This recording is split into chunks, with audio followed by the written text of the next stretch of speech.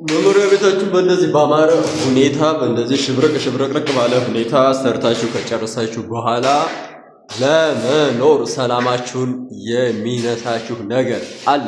ምን መሰለሽ? ይኸው በመስኮቶቹ ዝናብ እየገባ ግድግዳውን እያራሰ ይታያችኋል። ውሃ እየገባ በዚህ በመስኮቱ የተቀባውን ቀለም ያበላሻል።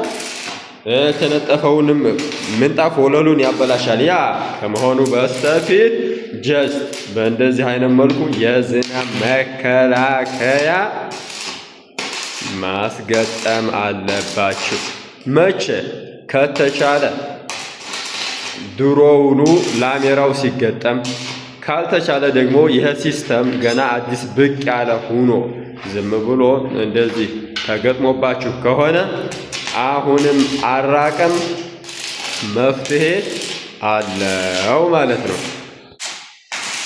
እናማ እንደነገርኳችሁ ላሜራው ተገጥሞ ቤቱ ተገራርፎ ተመርጎ ቢሆንም ጀስት እንደዚህ እዚያው ቦታው ላይ በመሄድ ባለሙያ በማምጣት እንደዚህ አድርጋችሁ ቆንጆ አስደርጋችሁ ማሰራት ትችላላችሁ ማለት ነው።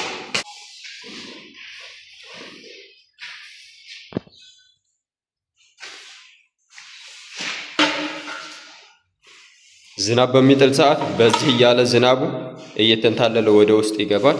ይሄኛው ግን መስተዋት አለው። መስተዋት ስላለው እስቲኮ ስለሚደረግ ይሄኛው አይነካካም። ተከፋች ያለበት ነው የሚከፈተው፣ መስኮት የሚከፈተው ማለት ነው። ይታያችኋል። እንደዚህ አይነት ብረት ከእንደገና ላይ ይበየድና ዝናብ ሲጥል ወደ ውጭ ውሃውን ወደ ውጭ አስወጥቶ በዛው የሚያስቀር ወደ ቤት ውስጥ ውሃ እንዳይገባ የሚያደርግ ቴክኒክ አለ። እሱን መጠቀም አለባቸው።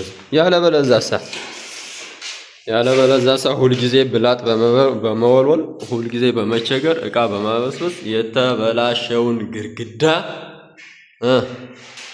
በማሰራት ትሰለቻላችሁ፣ ትደግማላችሁ ማለት ነው።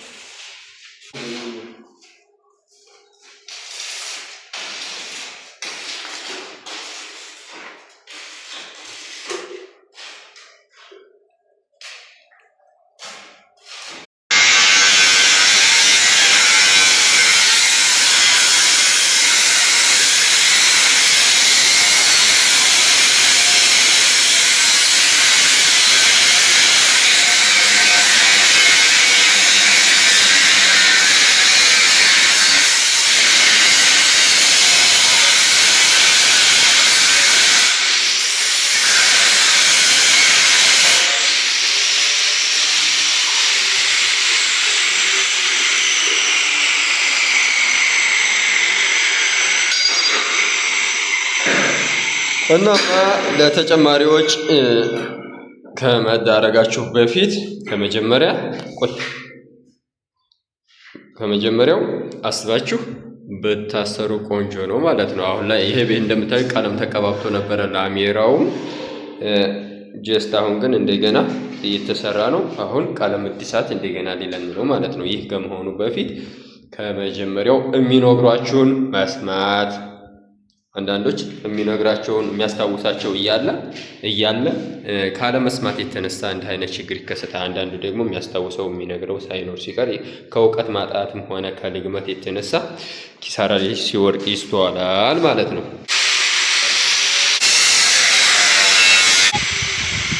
የዚህን አይነትና መሰል ስራዎችን ለማሰራት ሀሳቡ፣ ሂሳቡ፣ እቅዱ፣ ፍላጎቱ፣ ጉጉቱ ካላችሁ ያው እንደተለመደው 0910336409 ኢሞ፣ ዋትስአፕ፣ ቴሌግራም ብሎም በቀጥታ መስመር እየደወላችሁ አገልግሎቱን ማግኘት ትችላላችሁ። የትኛውም ሀገር እየተንቀሳቀስን የመስራት ችሎታው አለን። በፈጣሪ ፍቃድ ከእናንተ የሚጠበቀው ስልኩን አንስታችሁ መደወል ማናገር ብቻ ነው።